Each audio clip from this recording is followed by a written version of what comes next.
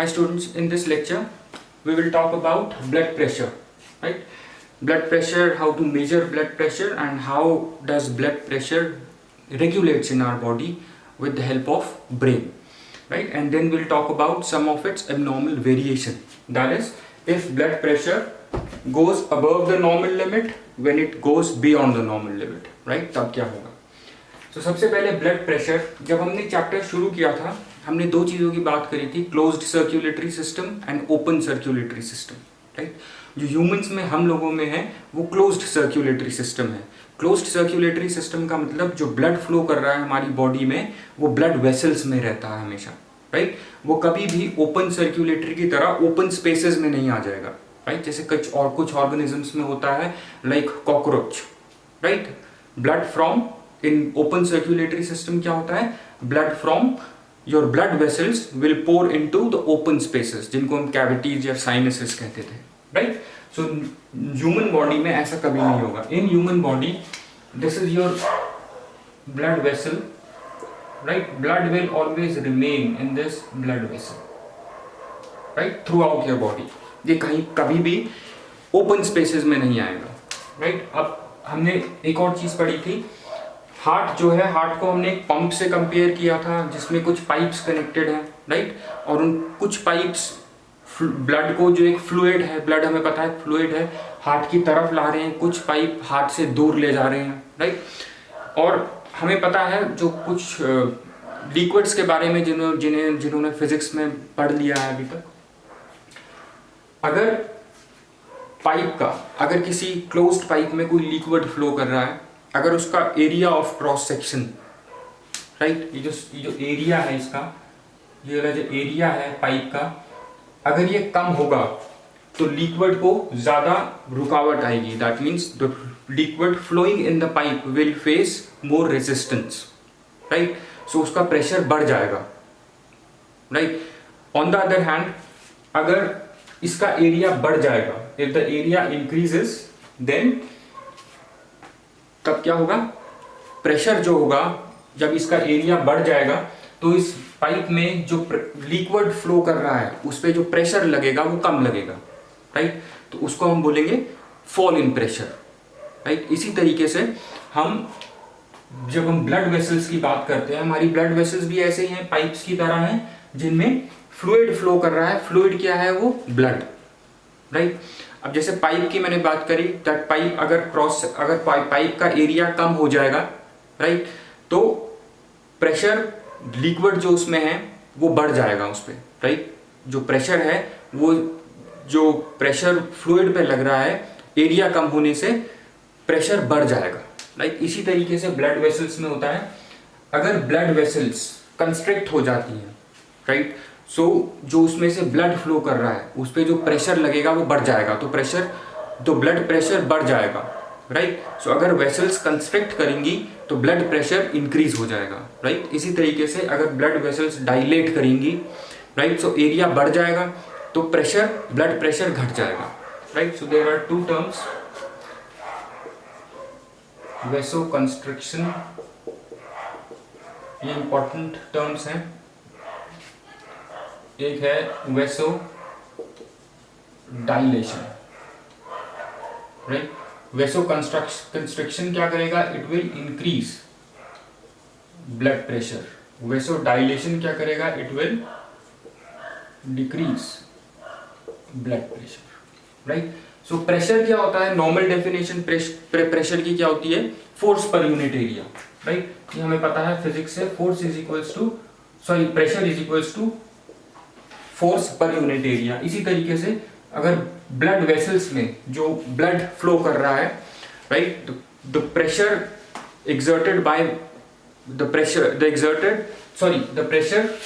exerted by these blood vessels, right, force per unit area, right? इस blood vessel में जो force लग रही है, राइट, ब्लड फ्लो होने की वजह से जो इस ब्लड वेसल में फोर्स लग रही है पर unit area, that is your blood pressure, right? So blood pressure क्या हो जाएगा, force on blood vessel upon area, per unit area. This would be your blood pressure, right? So vasoconstriction will cause decrease in blood pressure and vasodilation will cause decrease in blood pressure, right? अब ये increase और decrease blood pressure का होता किस तरह से, right? अगर हम कह रहे हैं increase in blood pressure, decrease in blood pressure, how exactly ये बॉडी में होता कैसे? देखिए, हार्ट ब्लड को पंप करता है पूरी बॉडी में, राइट? जब इसकी जो लेफ्ट वेंट्रिकल है, लेफ्ट वेंट्रिकल हमें पता है इसकी जो वॉल है ये ज़्यादा थिकर है, right, as compare to right ventricle. So left ventricle से एओर्टा जुड़ा हुआ है और एओर्टा से एओर्टा आगे जाके फर्दर आर्टरीज में डिवाइड होता है और आर्टरीज फर्दर डिफरेंट ऑर्गन्स में चली जाती हैं to supply blood, right?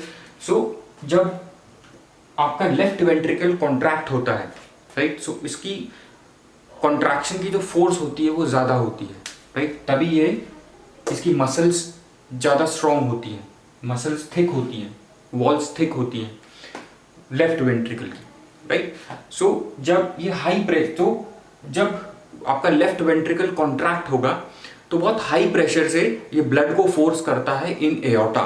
Aorta जिसमें पहले से ही ब्लड है उसमें लेफ्ट वेंट्रिकल कॉन्ट्रैक्ट होकर के बहुत हाई प्रेशर पे ब्लड को भेजता है, राइट? सो इस वजह से जब लेफ्ट वेंट्रिकल कॉन्ट्रैक्ट करेंगी तो जितनी भी आर्टरीज में ब्लड फ्लो कर रहा है उनमें प्रेशर बढ़ जाएगा, राइट? अब नेक्स्ट फेज क्या होता है? Ventricular diastole. जब वेंट्रिकल्स रिलैक्स करेंगी, राइट, सो ब्लड क्या होगा सारी आर्टरीज में, उनका प्रेशर घट जाएगा, right? So this is how increase and decrease of pressure take place in your blood vessels, right? So when your left ventricle contracts, it pushes or it sends blood under high pressure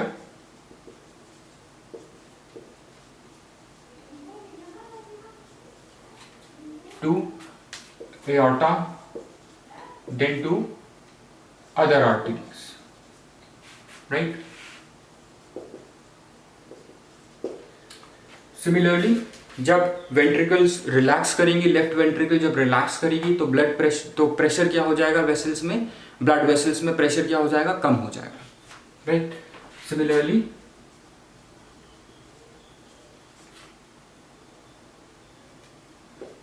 ventricular diastole will cause decrease in blood pressure, right?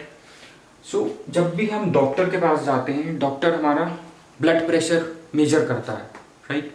एक instrument होता है जिससे major किया जाता है, आपने देखा होगा, उस इंस्ट्रूमेंट को बोलते हैं sphygmomanometer, right? So instrument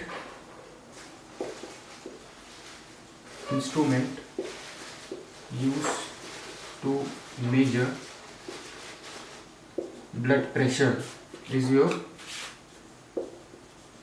sphygmo manometer, right? हमें पता है मैनोमीटर क्या होता है, प्रेशर मेजर करने की डिवाइस होती है, right? So blood pressure measure करने के लिए जो हमें डिवाइस यूज करते हैं, जो इंस्ट्रूमेंट यूज करते हैं डॉक्टर्स, उनको हम बोलते हैं स्फिग्मो मैनोमीटर, राइट? अब ये स्फिग्मो मैनोमीटर कैसा होता है? ये बिल्कुल एग्जैक्टली ऐसे यूट्यूब, जो मैनोमीटर होता है वो ऐसे यूट्यूब की तरह होता है, राइट? लेकिन स्फिग्मो मैनोमीटर क्या होता है, ये कुछ इस तरीके का होगा, एग्जैक्टली यूट्यूब नहीं होती है ये, इस तरीके से इसके ऊपर इस तरीके से एक रिजर्वायर होता है, राइट? इस रिजर्वायर में मरकरी होती है, राइट?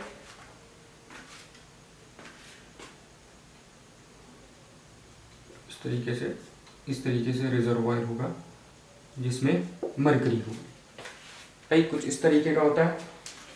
और इसी में से एक रबर की पाइप जाती है आगे, इस तरीके से एक रबर की पाइप जाती है।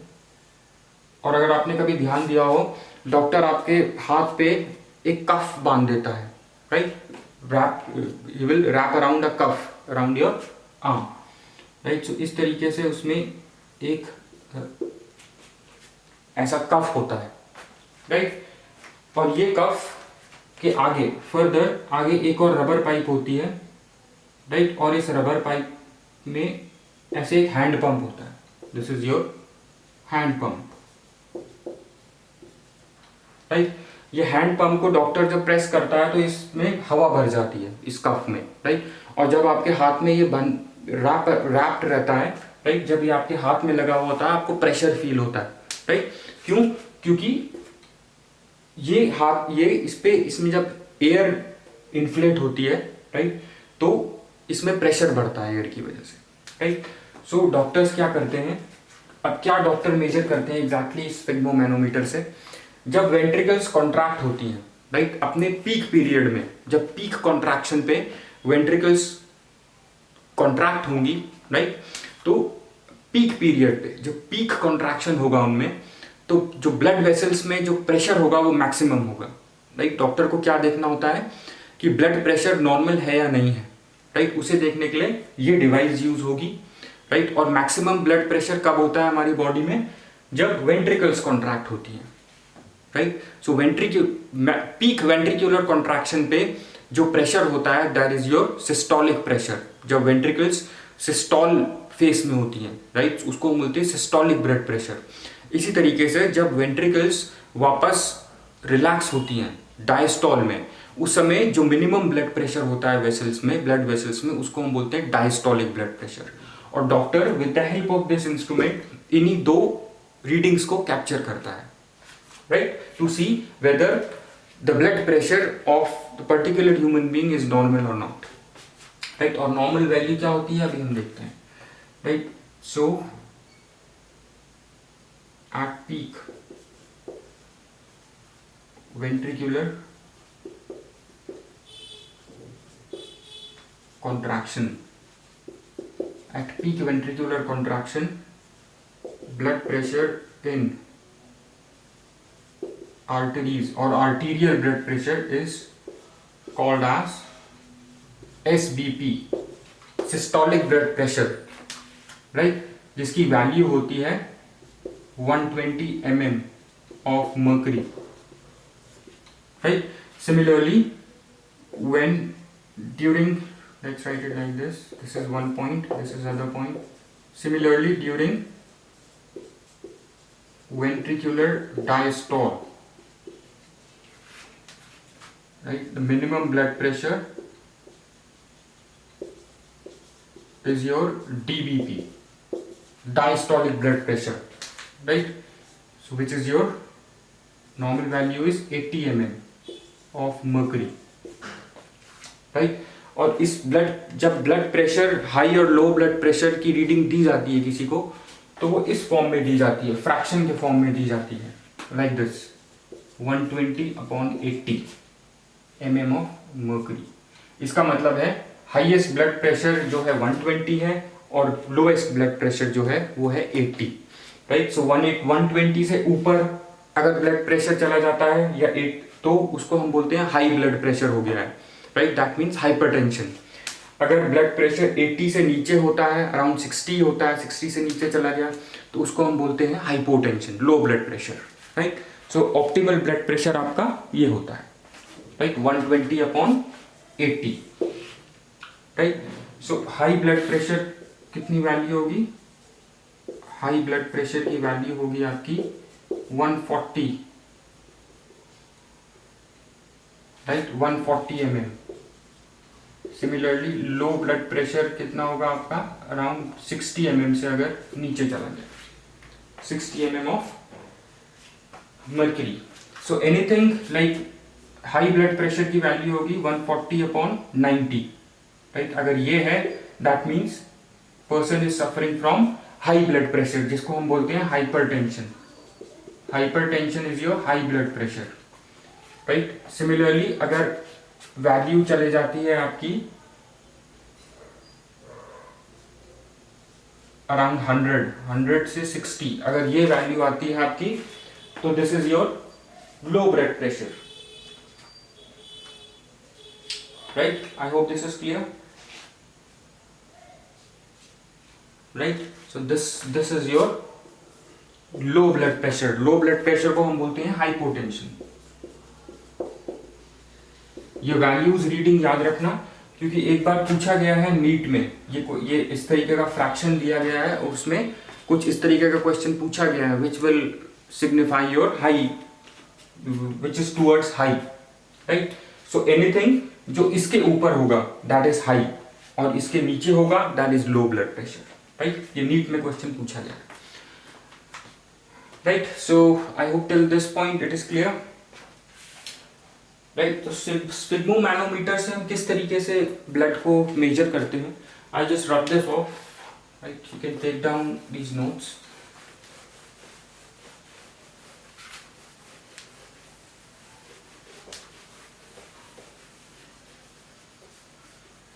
स्फिग्मोमैनोमीटर से हम किस तरह से ब्लड को मेजर करते हैं।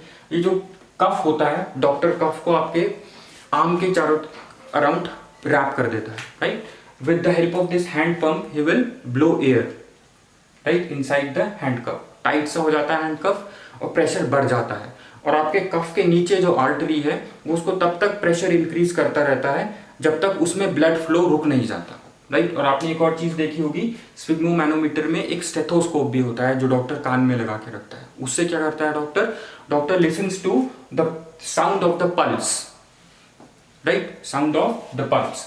और पल्स प्रेशर कितना होता है, पल्स प्रेशर आपका मैंने पहले बताया नहीं, मिस हो गया। पल्स प्रेशर होता है difference of high blood pressure, difference of high value and low value.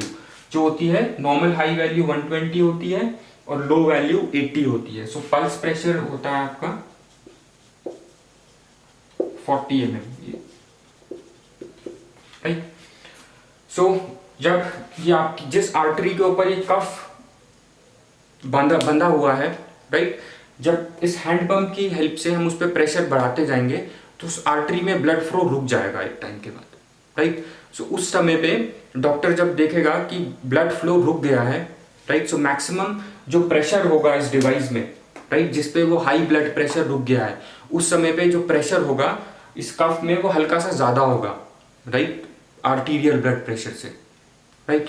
So maximum blood pressure जो आपके आर्टरीज में रुका है, right, that would be somewhere around, और इट्स द वैल्यू ऑफ जो इस मैनोमीटर में जो वैल्यू आ रही है वो कहाँ से आ रही है, ये जो आप इस हैंड पंप से एयर इन्फ्लेट करके इस पे प्रेशर बढ़ाते चले जा रहे हैं, राइट। सो एक टाइम पे जब इसका प्रेशर इतना हो गया कि इसने जो आर्टरी में आपके ब्लड फ्लो कर रहा है उसको रोक दिया, that would be the highest value, right, जिसको हम बोलते हैं एसबीपी, सिस्टोलिक ब्लड प्रेशर होगा, राइट। फिर उसके बाद डॉक्टर क्या करेगा, इसको अनस्क्रू करके इसमें से हवा निकालेगा, प्रेशर डिक्रीज करेगा।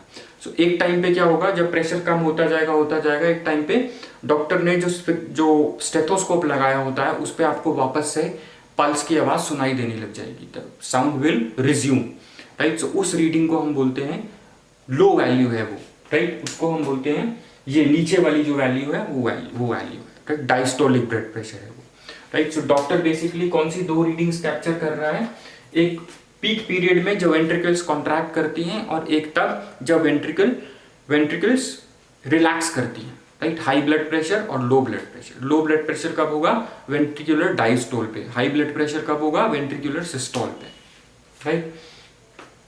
सो आई होप दिस इज क्लियर। अब ब्लड प्रेशर किस किस चीज पे डिपेंड करता है, राइट। ब्लड प्रेशर डिपेंड करता है आपका हार्ट रेट पे,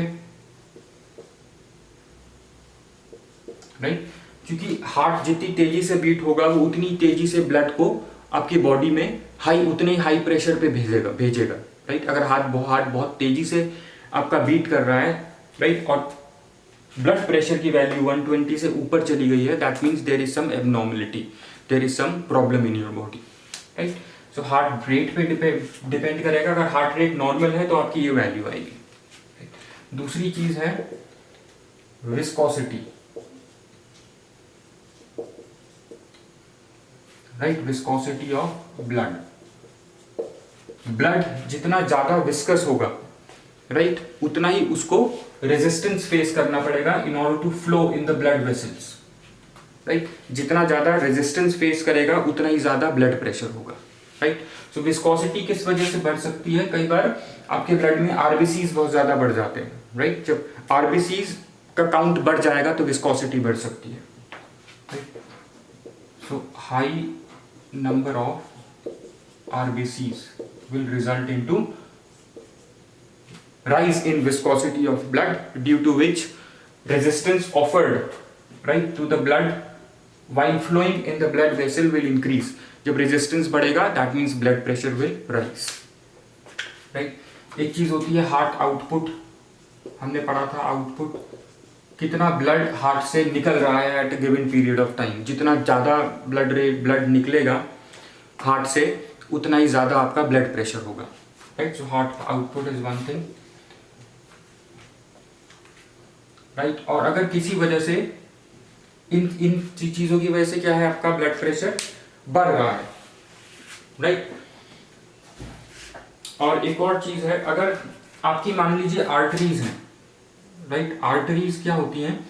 आर्टरीज की जो वॉल्स होती हैं, राइट, ये वॉल्स किस तरह की होती हैं? They are smooth muscles, right.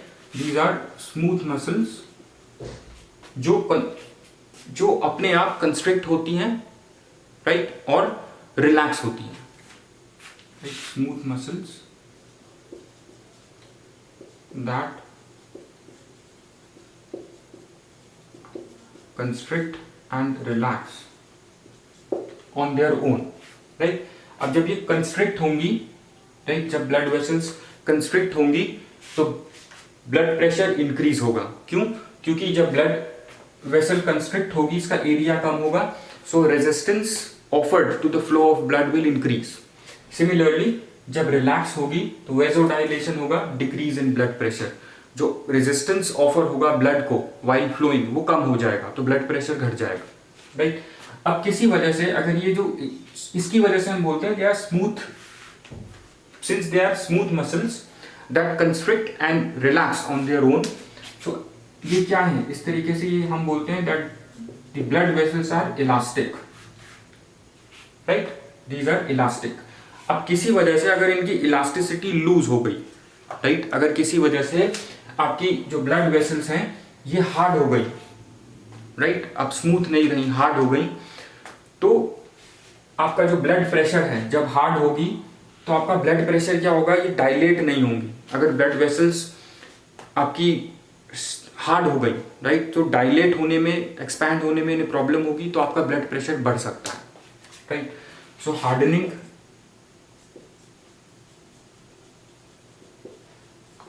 of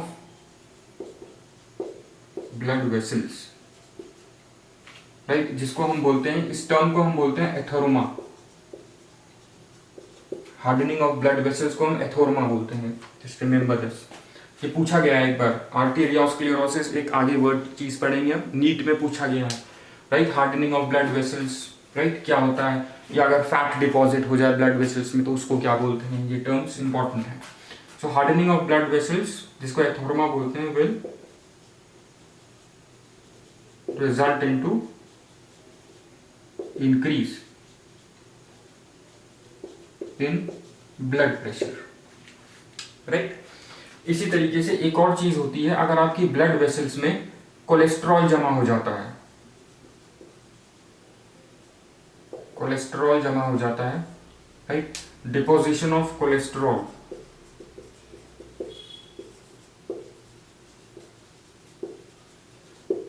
deposition of cholesterol या दूसरा कुछ और फैट्स जो जमा हो जाते हैं, डिपॉजिट हो जाते हैं आपके आर्टरीज की या ब्लड वेसल्स की वॉल्स पे, तो उसको हम बोलते हैं, उस टर्म को हम बोलते हैं, इसकी वजह से आपकी ब्लड वेसल्स फिर से क्या हो जाती हैं? स्टिफ हो जाती हैं, राइट, और स्मूथ नहीं रहती।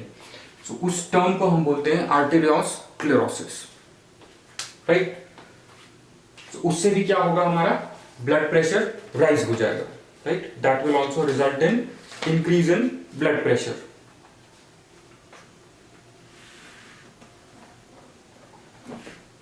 right? So deposition of cholesterol, right, will result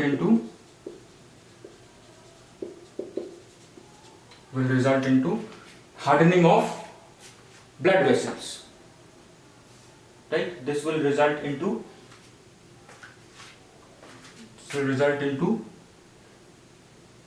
deposition. Let's write it like this: deposition of cholesterol will cause blood vessels to lose elasticity,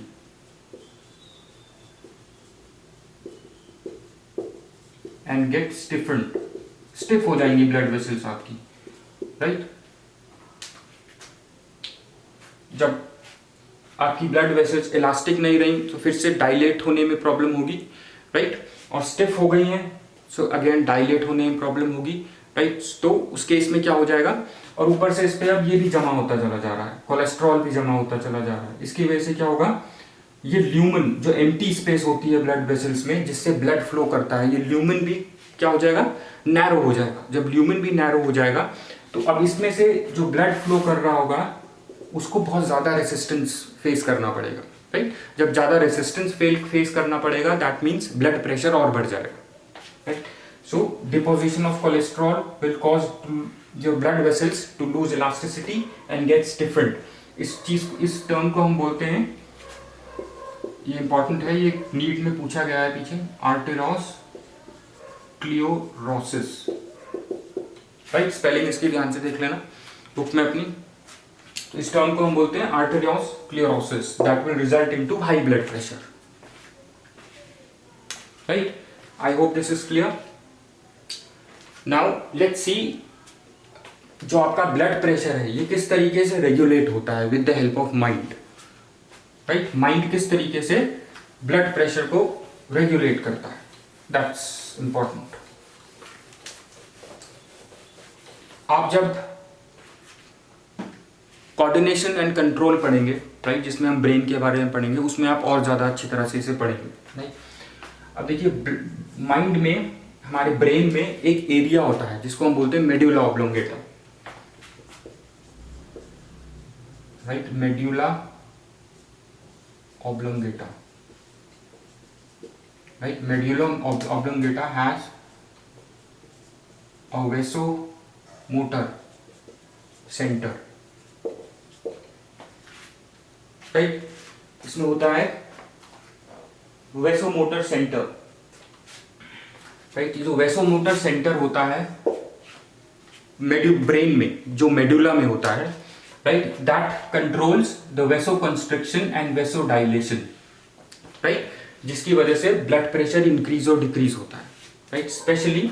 और दूसरी चीज क्या है, जो हमारी कुछ ब्लड वेसल्स होती हैं, मेनली कैरोटिड और एओर्टिक साइनसेस में जो ब्लड वेसल्स होती हैं, मेनली कैरोटिड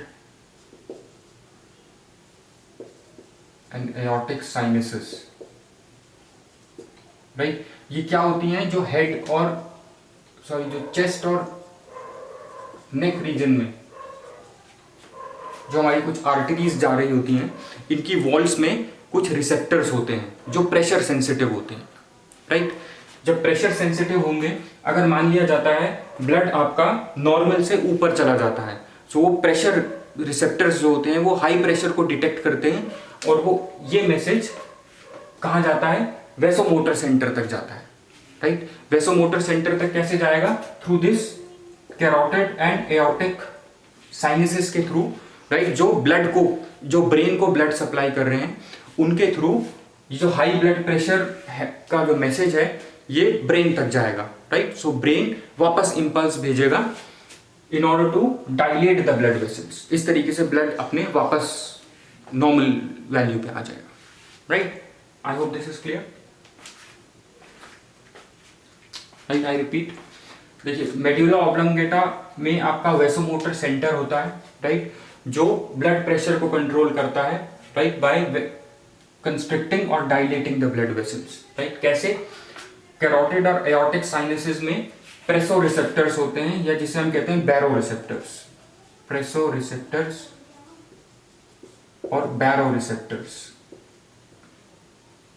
बैरो रिसेप्टर्स जो क्या करते हैं, हाई या लो ब्लड